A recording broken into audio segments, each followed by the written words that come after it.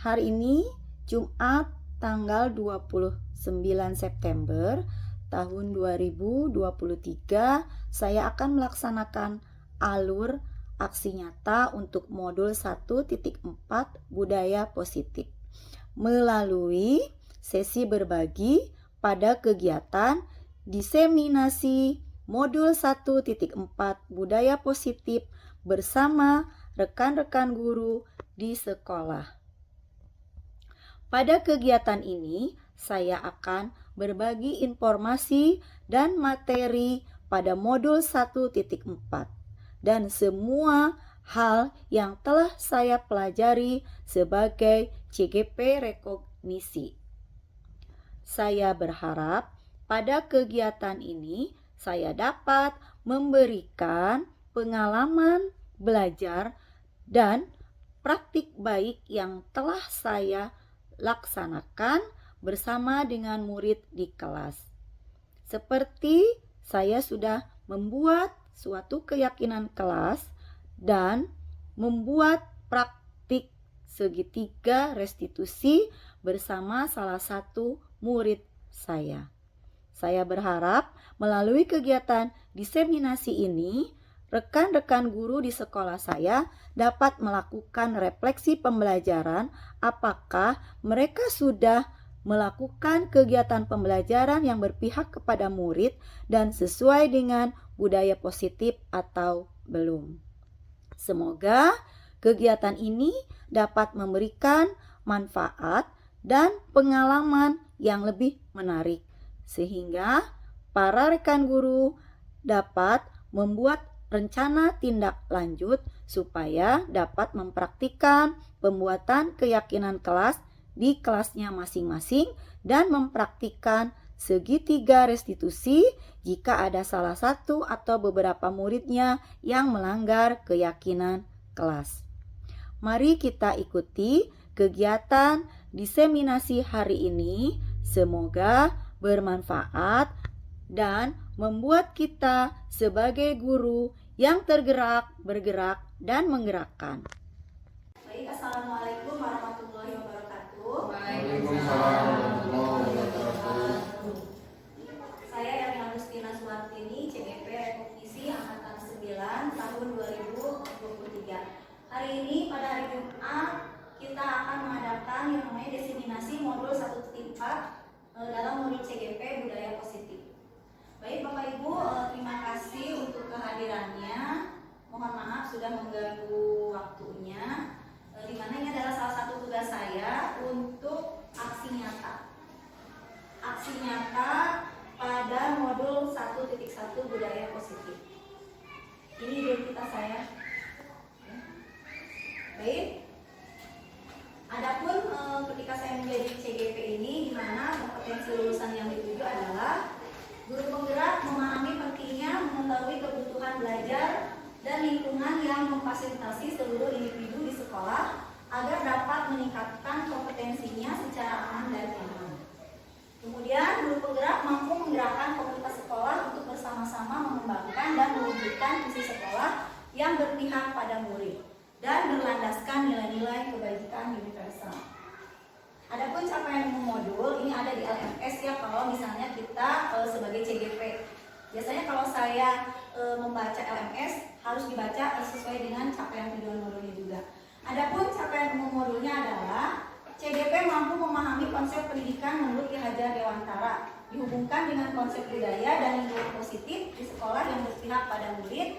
CGP mampu melakukan evaluasi dan refleksi tentang praktik disiplin dalam pendidikan Indonesia secara umum untuk mendapatkan pemahaman baru mengenai konsep disiplin positif untuk menciptakan murid dengan profil pelajar Pancasila. Dan CGP mampu memahami peran sebagai guru untuk membangun budaya positif dengan menerapkan konsep disiplin positif dalam berinteraksi dengan murid.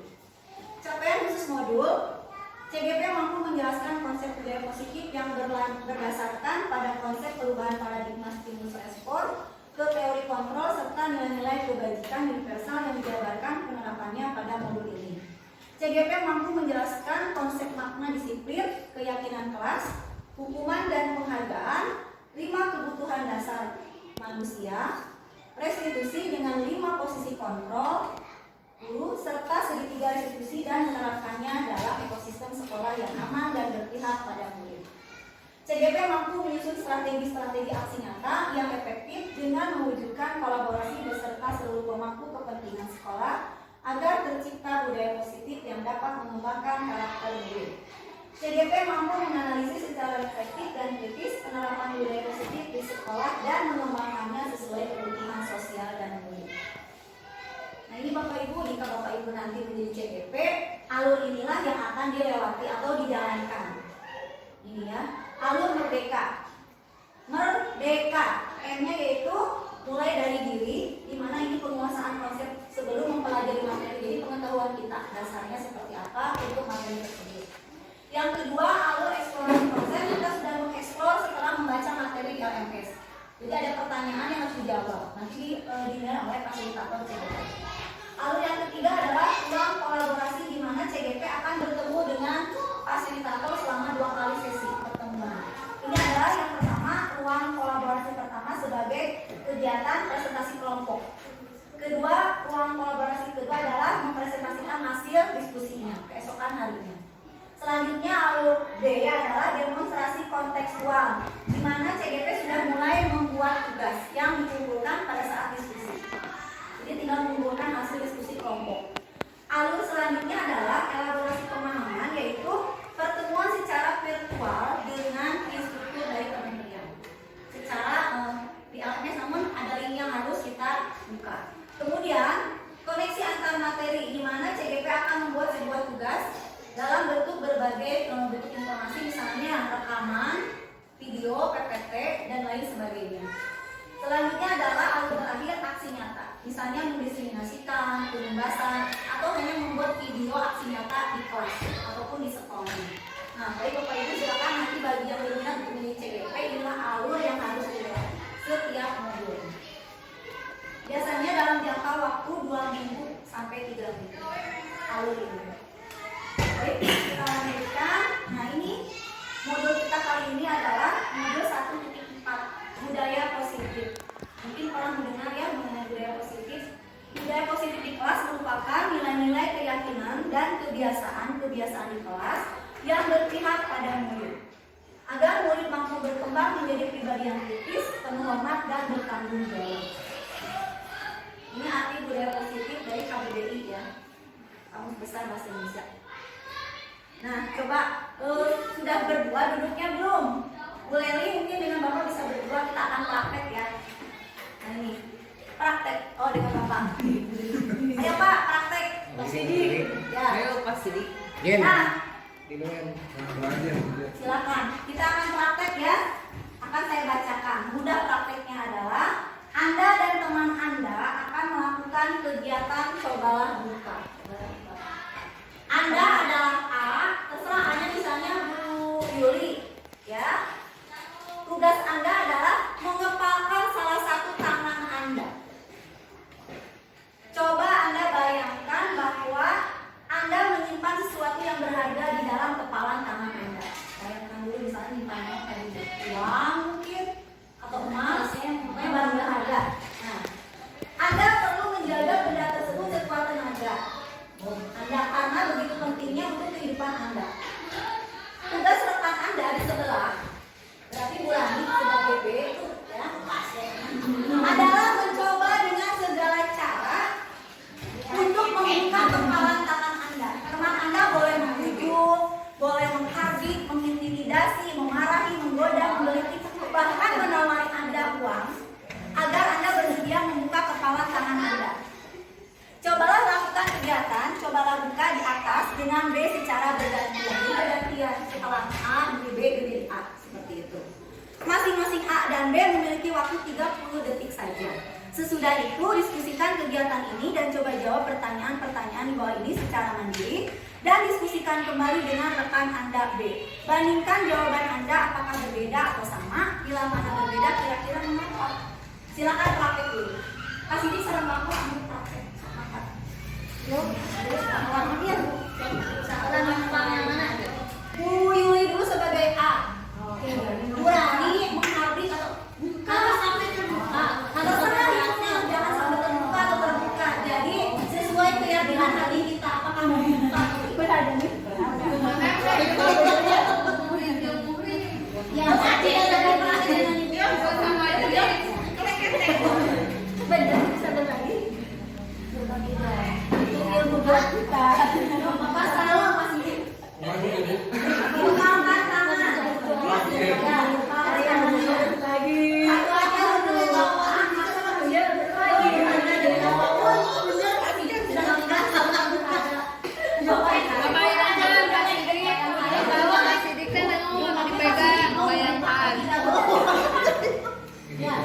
Silakan. bisa aja uang. Sok, boleh ngomong tapi boleh sok dikepel.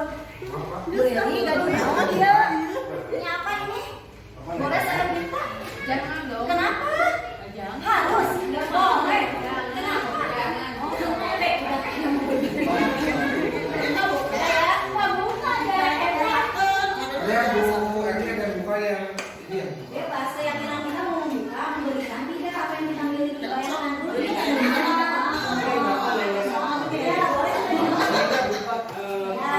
boleh. Ya, ya, boleh.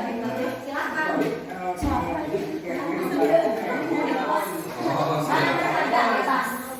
Sok boleh lihat ya KB. Dengan alasan maksud Aku minta tangan yang sepakan, yang ini sesuatu yang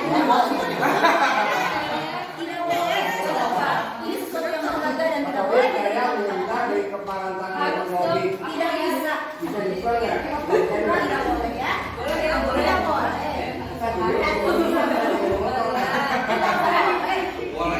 boleh. Itu yang dibuka tuh. Tidak boleh. Tangannya kalau gitu kalau gitu ya. Bagaimana sudah prakteknya? Sudah. Jawab pertanyaan. Karena nanti di akhir akan ada door prize ya. Asik. Satu, apakah Anda atau B membuka kepalan tangan Anda? Jawab dulu dalam hati. Mengapa? Apa alasan Anda atau B membuka kepalan tangan Anda? Silakan yang mau menjawab. Jadi dibuka ke tidak. Jawabannya tidak. Mengapa Tidak. tidak dibuka? Karena yang saat ini saya genggam adalah Sesuatu ya. Yang kepala tangan negeri, Kaunya. Enggak, jawabannya dari Bu Sri dulu. Kenapa Bu Sri tidak membuka jawabannya? boleh dijawab dulu apa yang saya Boleh. Sini Om Suami. Ya. Namanya suami. Nah, terus. Jadi kalau suami juga bisa berbagi sama siapa pun merasa apapun. Ya, sudah seperti itu. Benar, kan? Ada yang lain? Bapak mau Pasifik mau menjawab? Jadi Atau boleh Li mungkin? Pak Sidik tadi membayangkan apa? Boleh Li. Coba boleh Li. Boleh Li, apakah boleh membuka atau tidak? Tidak. Kenapa tidak? Alasannya. Karena barang ini sangat berharga dan saya tidak mau berbagi dengan orang lain. Barangnya dalam bentuk apa? Tidak boleh saya tahu. Tidak boleh. Apa kasih? Rahasia. Baik, sekarang untuk nomor 2 ya. Berarti Bu Sri nanti dapat door prize di akhir.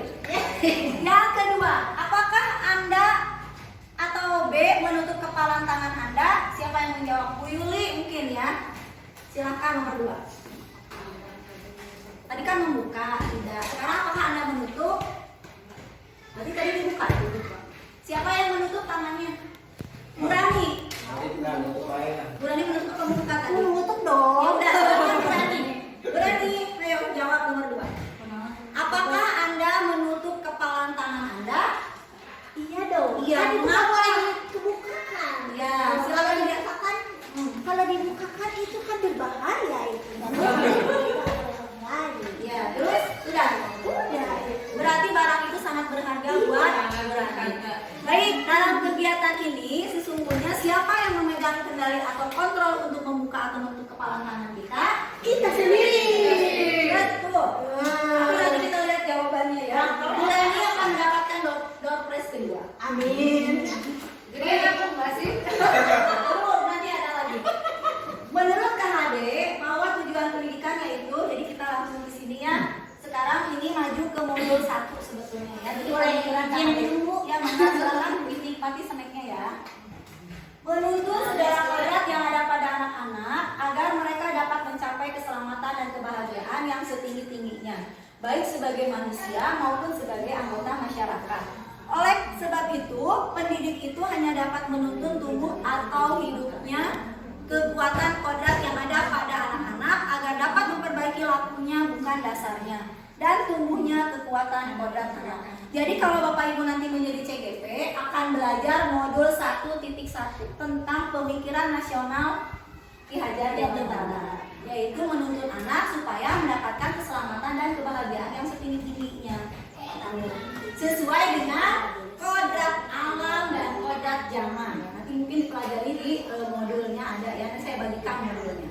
Apa itu kodrat alam? Berarti memberikan pengetahuan dan pembelajaran sesuai dengan kodrat alam itu bawaannya, minat dan bakat anak. Yang kedua, sesuai dengan kodrat zaman, berarti disesuaikan dengan zaman. Sesuai dengan jam. Ya, misalnya zaman lain pakai IT, silakan diikuti, pakai handphone belajarnya, pakai laptop yang punya, seperti itu. Baik, kita lanjut. Nah, ini jawabannya. Untuk pertanyaan yang tadi, kita sendiri yang memegang kontrol atas kepalan tangan kita. Apakah kita membuka atau menutup kepalan tangan kita, itu bergantung pada diri kita masing-masing sesuai dengan kebutuhan dasar kita saat itu. Nanti ibu bapak dapat merefleksikan saya kebutuhannya apa saja ya. Nanti ada tesnya. Perubahan paradigma teori kontrol atau disebut ilusi kontrol. Ilusi guru mengontrol murid, ilusi bahwa kritik dan membuat orang merasa bersalah dapat menguatkan karakter. Ini yang suka memarahi murid ya. Kemudian ilusi bahwa semua penguatan positif, efektif dan bermanfaat sebagai teman biasanya. Ilusi bahwa orang dewasa memiliki hak untuk memaksa. Nah ini contohnya. Siapa sesungguhnya yang memiliki kontrol? Kalau kita mencoba mengubah orang agar berpandangan sama dengan kita, berarti teori kontrol adalah kita berusaha memahami pandangan orang lain tentang dunia. Kalau perilaku buruk dilihat sebagai suatu kesalahan, berarti semua perilaku memiliki tujuan. Orang lain bisa mengontrol saya, hanya Anda yang bisa mengontrol diri Anda. Sebetulnya itu, jadi tidak bisa memaksa. Saya bisa mengontrol orang lain.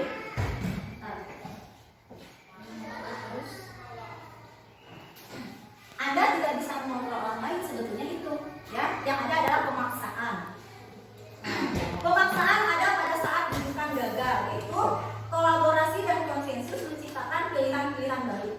Yang terakhir, model berpikir menang atau kalah. Kalau saya bisa menguasai si A, berarti saya menang. Ya, tidak ada seperti itu.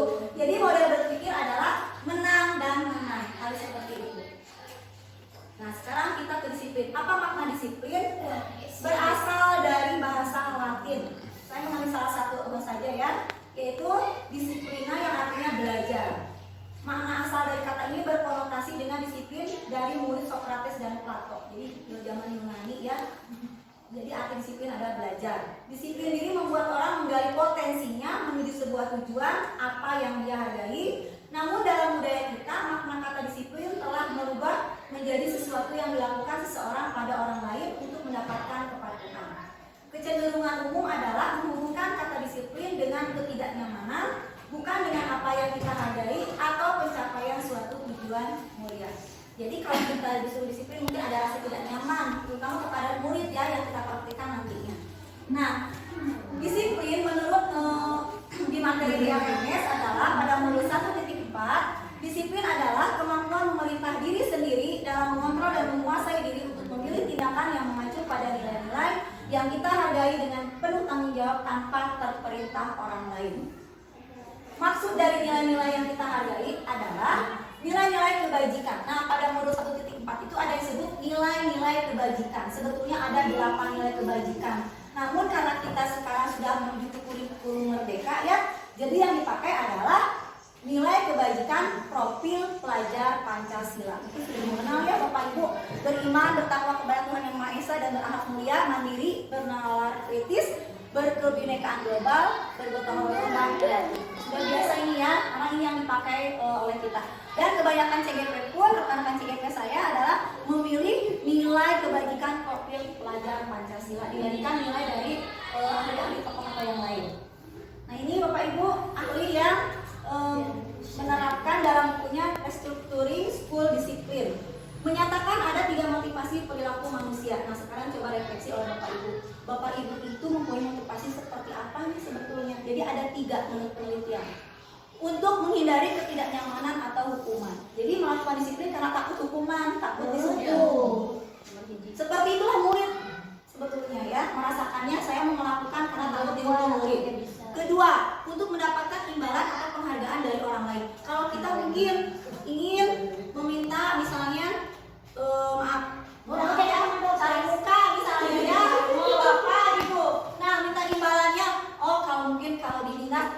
berjabat, mungkin seperti itu, atau naik tingkat dan sebagainya. Nah, murid pun seperti ini melakukannya karena memang ini adalah motivasi dasar manusia. Itu sudah dimiliki oleh manusia, baik oleh kita sebagai orang dewasa atau guru atau sebagai murid ya. Yang ketiga, ini yang sulit, untuk menjadi orang yang mereka inginkan dan menghargai diri sendiri dengan nilai-nilai yang mereka percaya. Motivasi dari dalam diri. Ini saya melakukan dengan ikhlas. Susah sekali ya, terutama kepada murid ya, tetap aja Bu, saya mengerjakan tugas ini dapat nilai, tetap saja itu mendapatkan imbalan tujuannya sebetulnya. Bukan ikhlas karena kewajiban dia mengerjakan tugas sebagai murid. Tuh ya. Nah ini dirangkumnya seperti ini. 1. Teori motivasi perilaku manusia. Untuk menghindari ketidaknyamanan atau hukuman, apa yang akan terjadi apabila saya tidak melakukan? Saya takut nih kalau tidak mengerjakan. Itu adalah motivasi eksternal. Karena takut dihukum, takut tidak diberi Imbalan. penghargaan. Yang kedua, untuk mendapatkan imbalan dari orang lain, institusi, apa yang akan saya dapatkan? Apakah saya melakukan? Jika saya melakukannya, saya kalau melakukan aktif nih, bagaimana nih saya akan dapat apa? Dapat uang kah? Penghargaan atau satya lencana mungkin ya, atau piagam. Nah, itu tidak boleh lagi dilakukan sebetulnya. Nah, yang harus dilakukan oleh kita adalah yang tiga. Bapak kepala sekolah. Untuk menghargai diri sendiri, saya akan menjadi orang yang seperti apa bila saya melakukannya. Inilah motivasi internal yang harus kita tanamkan. Internal. Ya, dari dalam diri kita sendiri. Melakukan sesuatu jangan mengharapkan imbalan, jangan ingin merasa ya mendapatkan misalnya materi dan sebagainya. Sama halnya pada murid, kita harus bisa menanamkan motivasi internal kepada murid. Namun masih sulit ya. Ya. Nah ini kebutuhan dasar manusia. Maka ditinggalnya realitas kebutuhan kita berbeda. Burani dengan Bu Yuli, Bu Sri, Bapak mungkin dengan Kak Sidik, juga Bu Leli dengan saya berbeda ya kebutuhan dasarnya. Yang pertama adalah kebutuhan cinta kasih sayang atau diterima. Tuh. Yang kedua penguasaan, mungkin ingin menguasai ya. Ketiga adalah kebebasan. Keempat kesenangan. Kelima adalah survival, yaitu kelangsungan hidup yang ingin mempertahankan diri. Nah silakan nanti dilihat nanti dari hasil survei ya. Ini 5 kebutuhan dasar sebetulnya apa sih yang kita inginkan? Iya. Ini ya. Hayang awe. Ketenangan, kenyamanan. Ya. Ibu Uang, Ani. uang. Bu Ani, Coba Bapak Ibu kita ngisi dulu. Stimulus. Ya. Siapa stimulus Pak? Ini tingkatkan ketahuan ini nanti. Isi kuesionernya. Tahap ya Pak. Ibu Lena. Stimulus ya Pak. Jawab yang sejujur-jujurnya. Iya. Nanti yang akan menjawab dirinya sendiri, bukan saya. Saya hanya memberikan petunjuk saja. Saya senang berkenan. Oh, pasti. Dilingkari ya. oh dilingkari. Ya. Boleh dijimpulkan nggak bawa pulpen? Hei, saya menarik. Ini ada pulpen. Oh ada. Silakan cobalah isi kuesioner ini berdasarkan situasi yang sesuai dengan diri Anda. Setelah itu jumlahkan hasil dari masing-masing kategori dalam tabel berikutnya. Silakan.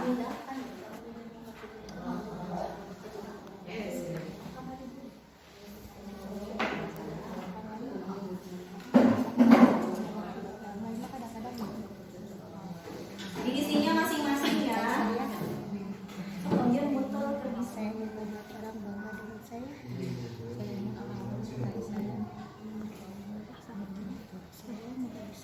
Dilingkari saja nomor 1 atau 3 atau 5.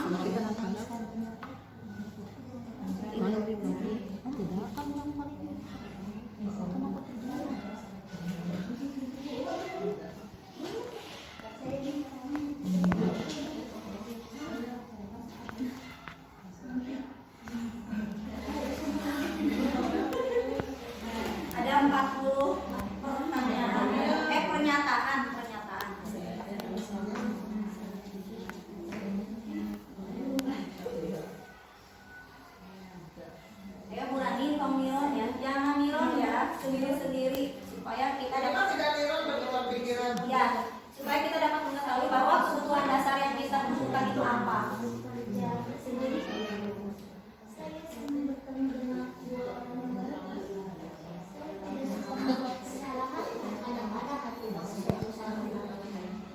tidak suka membuat kesalahan.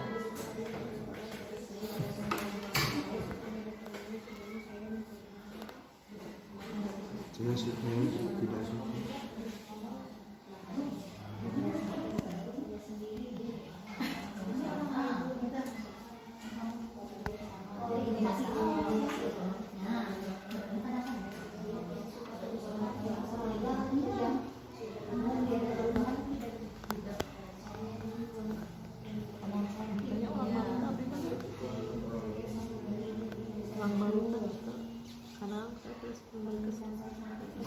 Saya tidak suka membuat kesalahan.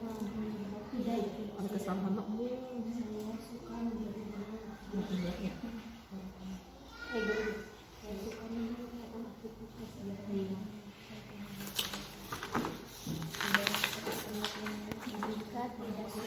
Ada yang sudah selesai?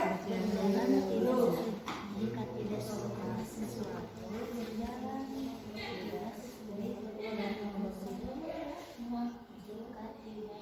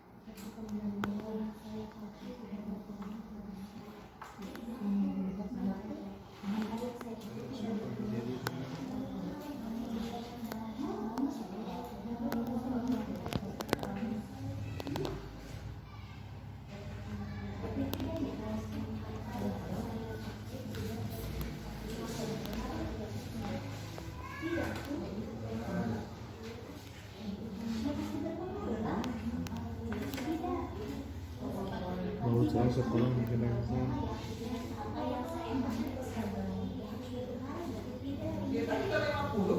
Sampai 40. Jadi nanti dikategorikannya ada 4 kebutuhan dasar manusia saja ya. Jadi untuk bertahan hidup itu Bapak Ibu membutuhkan 4 kebutuhan dasar manusia. maaf yang poin 20 itu berjalan. Jika tidak suka sesuatu berjalan tidak sesuai keinginan saya. Jadi tidak suka kalau sesuatu tidak berjalan sesuai keinginan saya. Tidak suka.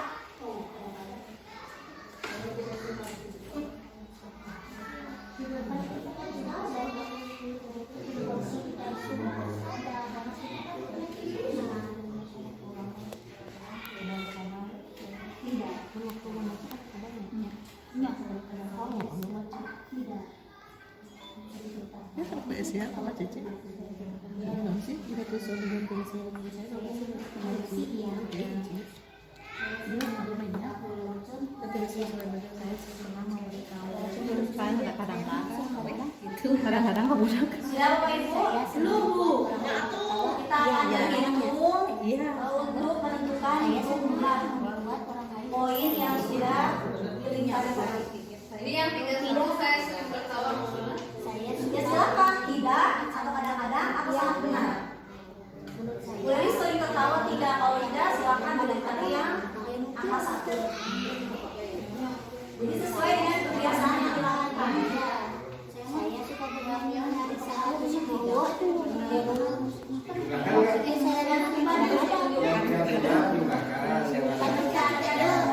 Aku sudah dari Ya, pegang dulu. Sudah Bapak Ibu? Kalau sudah, jumlahkan nomor 1 sampai 10 berapa? Silakan yang sudah dulu aja 1 sampai 10. Ya, di bawahnya atau di pinggirnya. Nomor 1 sampai 10 berapa jumlahnya? Nomor 11 sampai nomor 20 berapa jumlahnya? Yang dilingkari. Nomor 21 sampai 30 dijumlahkan. Jadi 10 ada. Ya, silakan. Terus dari sini Dari 11 sampai 20. Jadi 10 nanti dikategorikan. Hiji, dua, tiga, empat, lima, benar. Oh, ya Bu, benar. Berarti 20. Bebas, tergantung kita aja. Hiji, dua, tiga, lima, benar, Jumlahkan nomor 1 sampai 10. Sudah? Jumlahkan nomor 21 sampai 11 sampai 20. Jumlahkan nomor 21 sampai 30 dan 31 sampai 40. Jadi ada 4 kategori. Silakan jumlahkan. Jumlahkan nomor 1 sampai 10. Ya, poinnya berapa? Jadi untuk merefleksi kita itu kebutuhan dasarnya apa?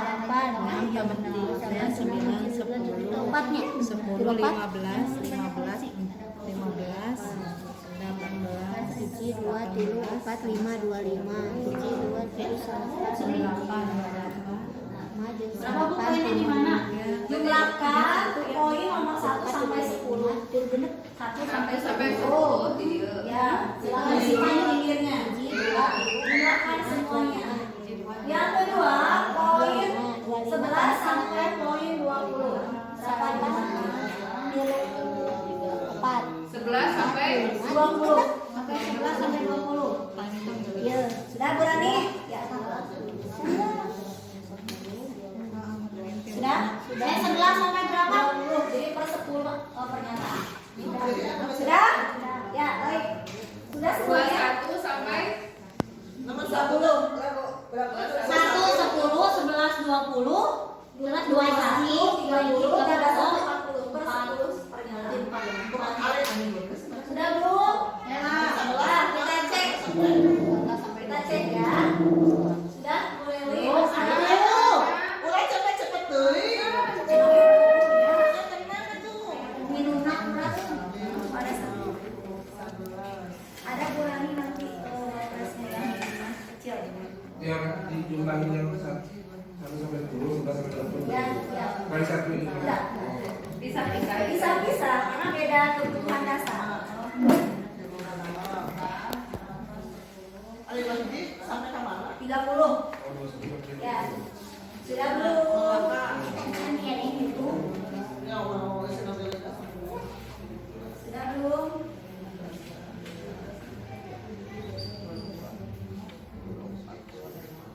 Yang sudah? Bu Yuli, Bu Rani, Bu Sri. Bapak sudah? Bu Eli, Pak Sidik. Ayo hitung. Berhitung. Jumlahkan semuanya. Tidak perlu. Oh 10 saja. Oke.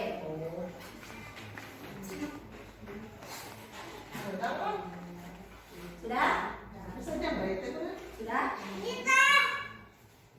Kalau sampai 10 deh, yang satu dikali 5. Iya, yang Bapak lingkari saja dijumlahkan. Yang kita lingkari. Ya. Sudah? Kita cek. ini mah kepribadian, kebutuhan kita, kebutuhan dasarnya lebih kemana? Lebih kemana? Walaupun kadang kita berpikir ke A, ternyata di hasil kuesioner itu B. Ternyata Saya kebutuhan pun sudah praktek Bapak. Ayo. Sudah? Nah, Bapak udah berapa? Sudah? Masih di sudah? Ya. Kita lihat ya. Silakan dicek. Jika nomor 1 sampai nomor 10 jumlahnya 40 atau lebih, berarti itu kebutuhannya adalah cinta dan kasih sayang. Kalau cinta dan hubungan sayang. Wah, bagus kurangnya 48. Wah, itu kasih sayang di atas 40 jumlahnya. Tidak butuh cinta dan kasih sayang. Ya. Tidak aku. berarti aku tidak butuh cinta dan kasih Ya, sayang. baik. Yang kedua, nomor 11 sampai nomor 20, jika jumlahnya lebih dari 40, ini adalah apa coba kebutuhan dasar apa? Apa? Ada yang tahu? Tidak. Apa tidak tahu? Coba tebak. Ini ada Penguasaan. Ya, kalau di penguasaan ini menguasai orang lain. Tidak. Berapa dicek? Berapa? Oh, masih kurang. Berarti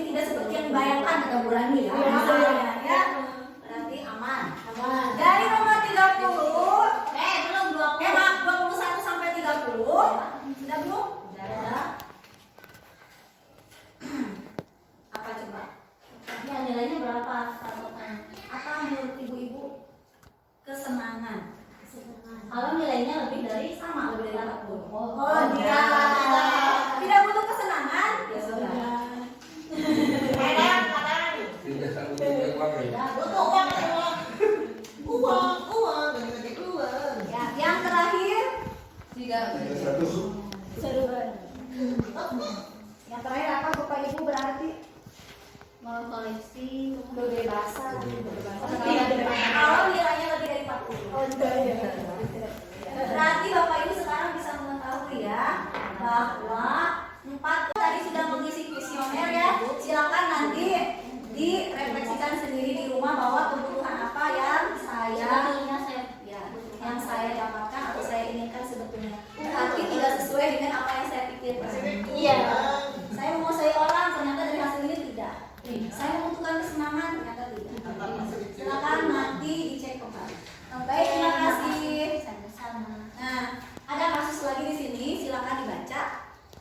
Ibu Ani, guru kelas 5 di SD Pelita Hati, sedang bingung menghadapi pula salah satu murid di kelasnya yang bernama Agus. Bu Halimah kelas 5 Ya. sama guruna. Kebetulan tidak ada ya. Beberapa anak telah datang dan mengeluhkan Agus yang seringkali meminta bekal makan siang mereka dengan paksa. Mudah-mudahan di sini tidak ada. Jika Anda menghadapi situasi seperti ini, Ibu Ani, apa yang akan Anda lakukan? Menurut Anda, kira-kira apa alasan Agus melakukan hal itu? Ada yang bisa jawab dulu? Kira-kira apa kebutuhan Agus? Atau langsung saja jawabannya? Nah ini. Apabila jawaban Agus karena ia lapar dan orang tuanya tidak membawakannya bekal makan siang, kebutuhannya adalah bertahan hidup. Namun di kuesioner ini tadi tidak ada ya kebutuhan ya. Survival. Apabila jawaban Agus karena ia senang temannya jadi memperhatikan dia, kebutuhannya adalah cinta dan kasih sayang. Jadi campur cari perhatian. Apabila jawaban Agus adalah dia merasa hebat karena temannya jadi takut menuruti, artinya dia kebutuhannya adalah penguasaan. Ini menguasai. Apabila jawaban Agus karena dia merasa bosan dengan bekal yang dibawakan ibunya karena selalu membawakan bekal yang sama, kebutuhannya adalah kebebasan. Dia ingin bebas membawa bekal apa saja. Yang terakhir, apabila jawaban Agus adalah karena iseng dan dia menikmati ekspresi wajah temannya yang menangis, kemudian bersedih sampai melapor mungkin kepada guru dan juga orang tua sampai kesal, berarti kebutuhannya adalah kesenangan. Hasil saya sudah membuat dia seperti itu. Mungkin ada di sini pengalamannya ya, nanti silakan dicek di kelasnya masing-masing. Nah ini dia 5 posisi kontrol guru. Maka Bapak Ibu tinggali apakah Bapak Ibu itu sebagai penghukum di kelas, suka memarahi, ya. Kedua, membuat merasa bersalah. Nanti ada kata-kata atau kalimatnya seperti apa contohnya? Sebagai teman, sebagai pemantau atau sebagai manajer.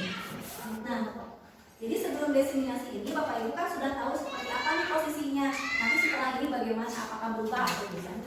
Baik, Bapak Ibu kita lihat di sini ada 5 posisi kontrol sebagai guru ya. 1 sebagai penghukum, 2 pembuat merasa bersalah, ketiga sebagai teman, keempat pemantau, kelima manajer. Maka nanti direfleksi di kelasnya masing-masing sebelum mengikuti diseminasi ini, posisi kontrol kita sebagai apa, dan setelah mengikuti diseminasi ini posisi kontrol kita sebagai apa. Mungkin bisa berubah. Iya. Baik, di sini ada 5 posisi kontrol, yaitu ada identitas gagal, identitas berhasil, dan identitas berhasil yaitu kontrol diri dan dalam diri kita. Nah, jika kita sebagai penghukum, maka guru akan berbuat menghardik, menunjuk-nunjuk, menyakiti, menyindir. Guru berkata, kalau kamu tidak melakukannya, awas ya, rasakan. Itu juga mengancam. Hasilnya memberontak, menyalahkan orang lain, berbohong. Kaitan dengan dunia berkualitas adalah murid meletakkan guru di luar dunia berkualitas. Tidak penting guru itu bagi dia. Murid akan berkata, biarin saja, nanti juga itu akan malah lagi. Nah itu akibatnya adalah akan mengulangi kesalahan yang sama.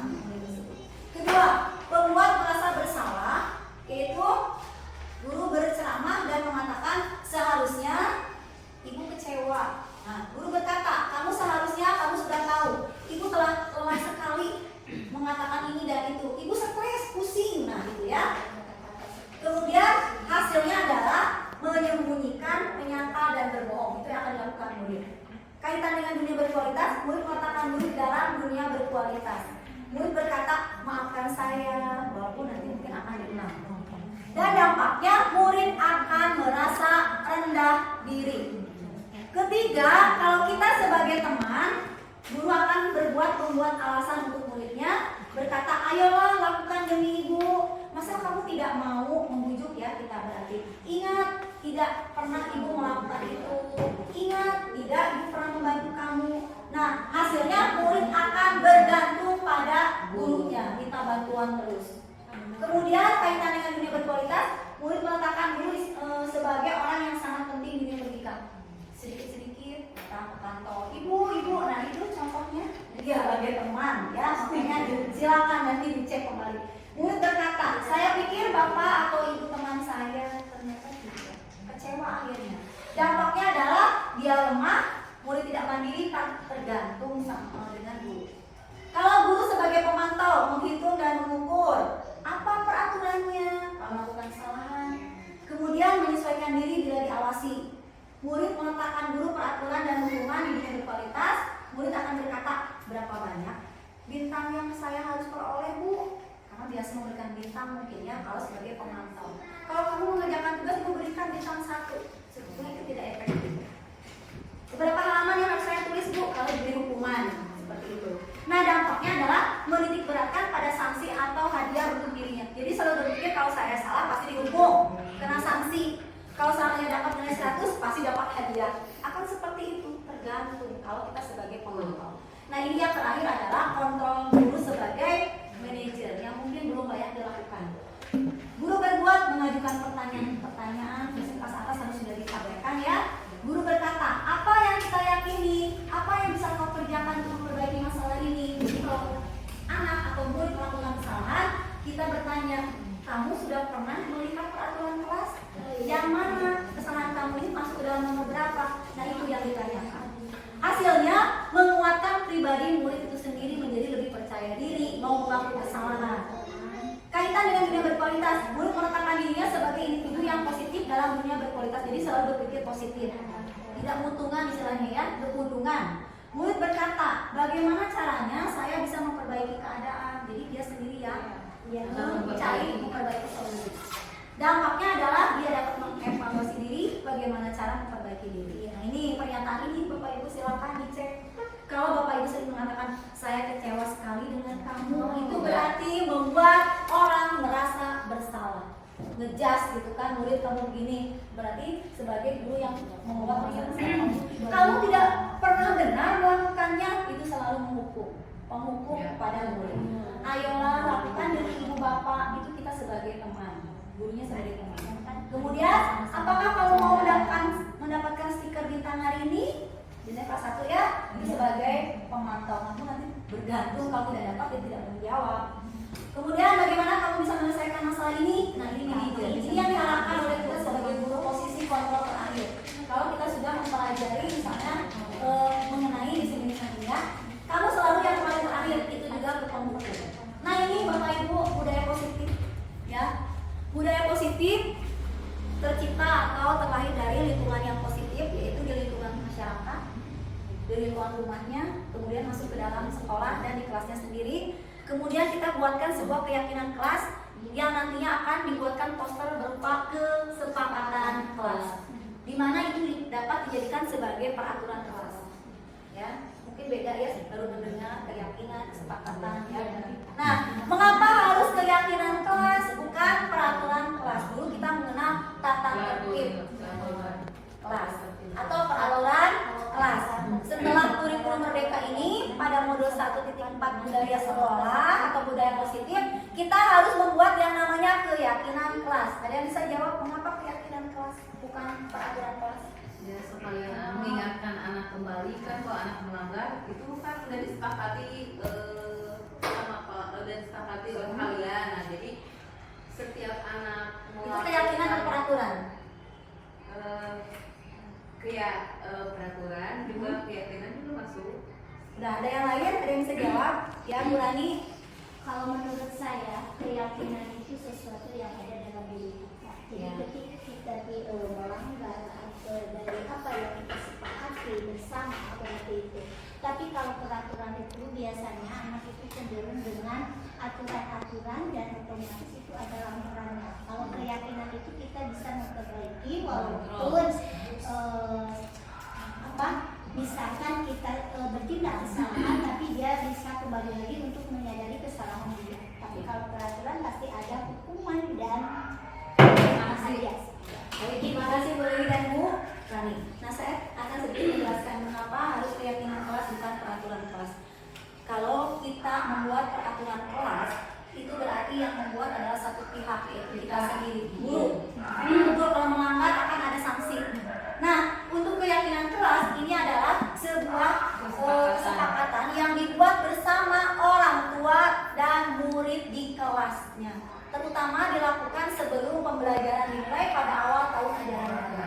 Dibuat kesepakatan rapat dulu dengan orang tua murid, kemudian dilaksanakan di sini di kelas, disepakati. Dibuat muridlah yang memberikan masukan untuk keyakinan kelas tersebut. Silakan nanti mungkin dibuatkan di depan ya, diberikan petunjuk bagaimana.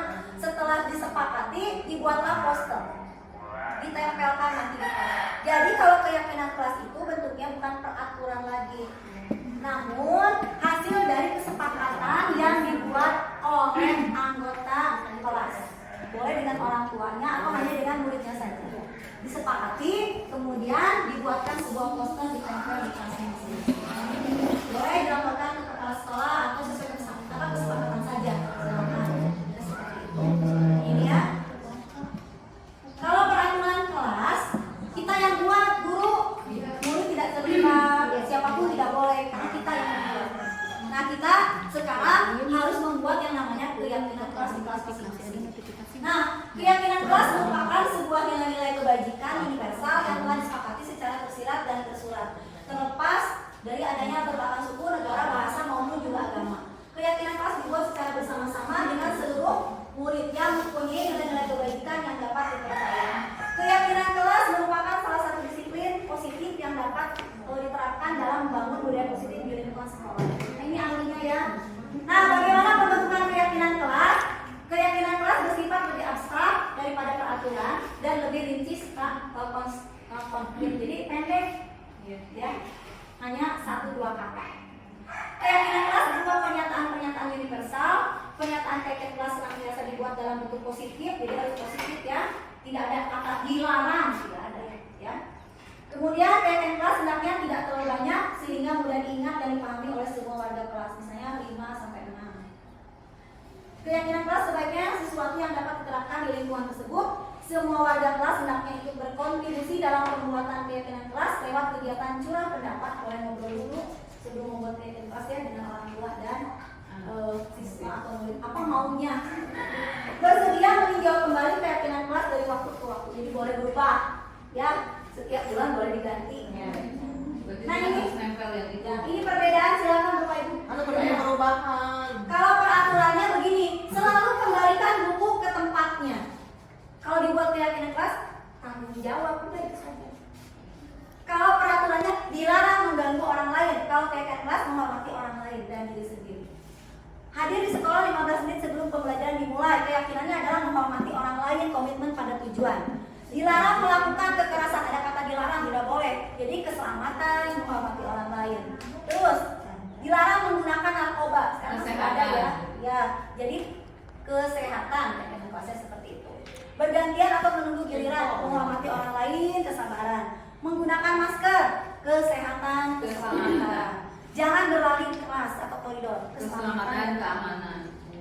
Nah, setelah nanti Bapak Ibu membuat keyakinan kelas di kelasnya masing-masing sesuai dengan kesepakatan orang tua dan murid, apabila murid tersebut melanggar keyakinan kelas, kita akan memberikan sebuah praktik segitiga restitusi yang harus dilakukan. Harus praktekkan Bapak Ibu ya, nanti walaupun mungkin sebetulnya sudah dilakukan sebelum mengetahui tentang materi ini. Apa itu segitiga restitusi? Yaitu proses menciptakan kondisi bagi murid untuk memperbaiki kesalahan mereka sehingga mereka bisa kembali pada kelompok mereka dengan karakter yang lebih kuat. Jadi dikuatkan lagi dengan cara, nanti ada ya caranya. Melalui restitusi, guru dapat membantu murid menjadi lebih memiliki tujuan, disiplin positif, serta memulihkan dirinya setelah berbuat salah. Jadi ada kesadaran. Kemudian membantu murid untuk jujur pada diri sendiri dan mengevaluasi dampak dari kesalahan yang dilakukan. Kalau mau memperbaiki, dia sendiri yang memperbaiki, bukan Tidak boleh dipaksa. ya. Nah ini alurnya segitiga restitusi. Yang ini menstabilkan identitas dulu. Jadi pakai kata-kata seperti ini kalau mau ngobrol dengan murid nanti kalau mereka melanggar keyakinan kelas. Setiap orang pasti pernah melakukan kesalahan. Kamu bukan satu-satunya yang pernah, ya. Kemudian keyakinan kelas apa yang tersepakati, kamu menjadi seperti apa, dan kamu ini untuk validasi tindakannya ini seperti ini. Kamu tentu punya alasan mengapa melakukan itu. Jadi kita nanyanya pakai kalimat seperti ini. Sudah mungkin diberikan ya contohnya, jadi kita tinggal ya memberikan saja kepada anak kalimat tersebut atau ditambahkan lagi. Nah ini prosesnya ada 3 tahapan segitiga restitusi. Yang pertama adalah menstabilkan identitas. Nah ini kata-katanya boleh nanti dipakai oleh Bapak Ibu ya jika murid melanggar keyakinan kelas. Kalau yang sudah punya keyakinan kelas, ini berbuat salah itu tidak apa-apa. Tidak ada manusia yang sempurna. Saya juga pernah melakukan kesalahan. Jadi bukan saya ibu juga, gitu ya. Kita bisa menyelesaikan ini. Bapak atau ibu tidak tertarik mencari siapa yang salah, tapi bapak ibu ingin mencari solusi dari permasalahan ini. Ini kalau ada 2 murid yang melakukan kesalahan dalam satu kasus, ya, atau 3, boleh. Kamu berhak merasa begitu. Jadi kita kuatkan dulu. Dia memang merasa bersalah, tapi jangan buat kita sampai menghukumnya dulu, ya. Kemudian kedua, tahapan segitiga restitusinya adalah validasi tindakan yang salah. Padahal kamu bisa melakukan yang lebih buruk dari ini ya. Kamu pasti punya alasan mengapa melakukan hal ini. Tanyakan alasannya mengapa melanggar keyakinan kelas. Kamu patut bangga pada dirimu sendiri karena kamu telah melindungi sesuatu yang penting buatmu. Tahapan ketiga, menanyakan keyakinan. Apa yang kita percaya sebagai kelas atau keluarga? Apa nilai-nilai umum yang kita telah sepakati? Jadi diingatkan kembali keyakinan kelas yang sudah dibuat, yaitu berupa kesepakatan kelas. Kamu mau jadi orang seperti apa? Nah ini praktik yang sudah saya lakukan di kelas. Ketika ada suatu peraturan yang sudah dibuat, namun karena kita harus membuat yang namanya keyakinan kelas ini. Pertama saya memberikan arahan dulu tentang apa itu keyakinan kelas. Kemudian siswa menuliskan pada selembar kertas, boleh pada kertas yang sudah ada lemnya atau kertas berwarna atau origami. Kemudian dituliskan. Kemudian murid boleh ke depan untuk menempelkan pada karton keyakinan kelas. Ini prosesnya dari murid yang pertama sampai murid terakhir. Ini. Dari nilai-nilai profil pelajar Pancasila boleh dimasukkan itu. Atau yang tadi keselamatan, keyakinan dan sebagainya. Nah ini hasilnya saya berikan contoh mungkin untuk 8 siswa atau murid dulu ya. Nah kemudian ini murid menunjukkan yang sudah disepakati. Yang pertama adalah datang tepat waktu, kedua menjaga kebersihan kelas, ketiga, keempat, kelima, dan keenam sudah disepakati, ditempel di sebelahnya. Kemudian saya terangkan bahwa sudah terbentuk keyakinan kelas sebanyak 6 poin. Ditunjukkan kepada murid ya. Sudah sepakat, ditunjukkanlah melalui poster oleh ketua kelasnya atau KM-nya sebagai perwakilan siswa. Jadi saya tunjukkan inilah keyakinan kelasnya. Sudah. Nah ini bentuknya keyakinan kelas yang saya buat sebelum menjadi kesepakatan kelas. 1. Datang tepat waktu, mendengarkan dulu saat pembelajaran, menjaga kebersihan kelas, bertanggung jawab, menghormati teman, mengingatkan teman yang berbuat salah. Silakan mau diganti, ini mah hanya untuk kelas 3 ya contohnya. Boleh diganti nanti supaya tidak menggunakan narkoba, keselamatan atau kesehatan boleh. Karena kelas 3 kan belum mengenal seperti itu ya, dipakai kata-kata seperti yang mereka tahu. Ini hasilnya dari mereka. Ya. Nah ini budaya kelas, masuk ke dalam kelas, berbaris, salam, kebersihan kelas, etiket. Kemudian ini gambar yang tengah adalah saling menghormati teman ya. Kemudian terakhir adalah mengingatkan teman jika merasa salah.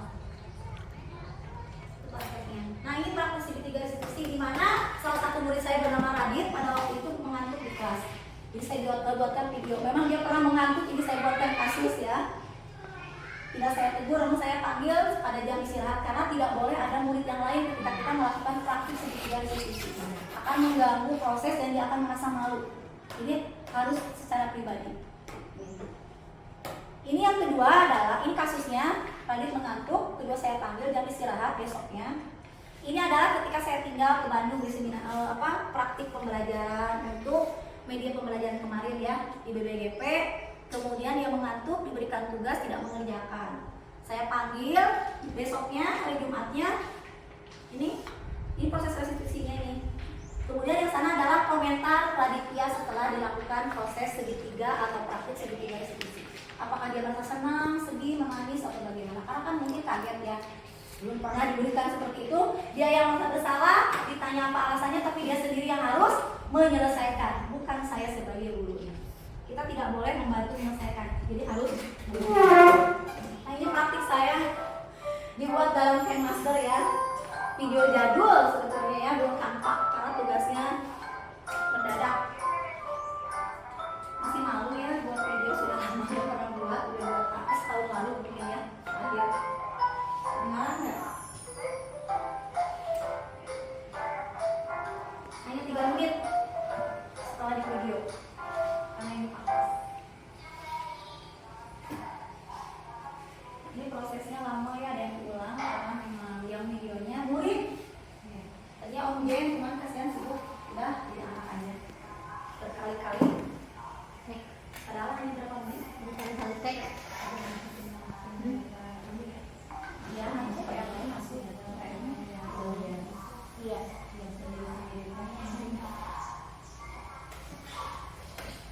Terang dengar nih suaranya. Nanti ada YouTube-nya kalau mau di like ya. Ada linknya. Sudah lama nggak dibuka, cuma saya buat ini masuk karena di YouTube seperti itu. Kurang kedengaran ya, nanti ada di itu. Mohon maaf ya Bapak Ibu, suaranya cepet banget karena mengejar waktu.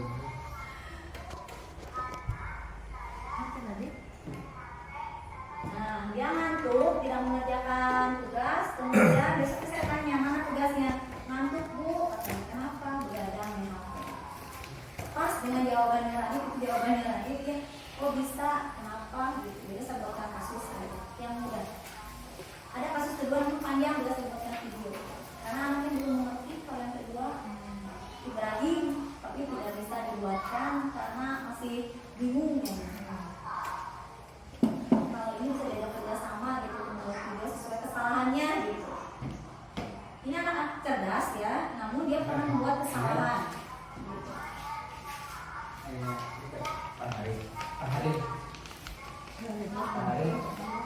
Nah, ini dia menyelesaikan masalahnya sendiri. Pertama minta maaf kepada guru.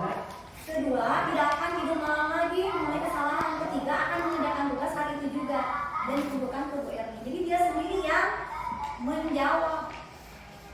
Saya yang salah, saya mengakui. Melanggar apa? Keyakinan kelas yang mana? Bertanggung jawab. Silakan selesaikan sendiri. 1. Minta maaf. 2. Tidak akan mengulangi tidur malam atau kesalahan. 3.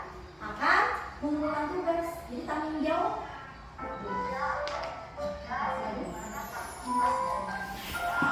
Nah ini akan melihat komentar dari Radit.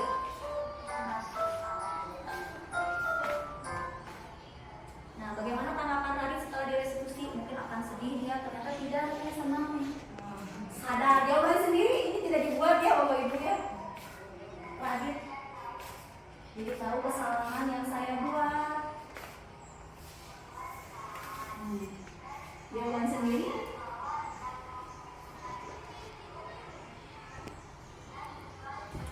Keyakinan kelas, nah sadar itu kan sudah mulai keyakinan kelas dilanggar.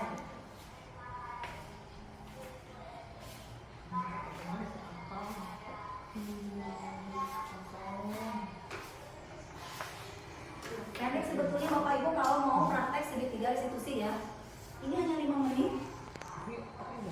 Kalau mau praktek sudah selesai, terima kasih ya. Nah, saya ingin refleksi dari Bapak Ibu. Siapa yang mau dapat door prize lagi? Pesan saya saat ini, siapa yang belum?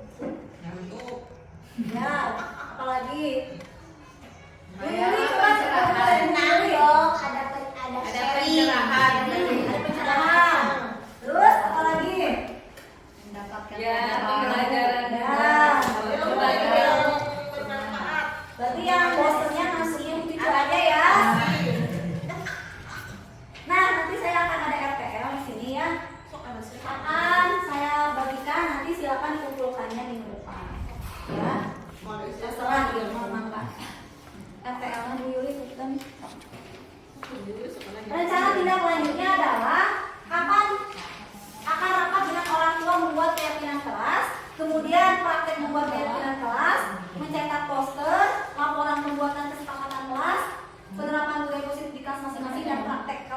melakukan kesalahan.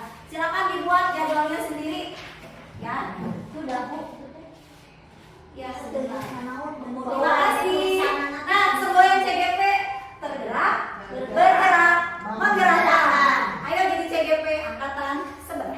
Terima kasih. Mohon maaf apabila masih ada kesalahan. Semoga bermanfaat apa yang sudah saya berikan. Bapak Ibu jangan lupa untuk nanti ya mengingatkan saya memberikan materi mungkinnya apabila ingin ditanyakan lagi ya. Baik, terima kasih dan saya akan memperlihatkan sebuah video mengenai emoji ya, perasaan Bapak Ibu saat ini. Mungkin ada yang bosen, silakan deh. Kurang kopi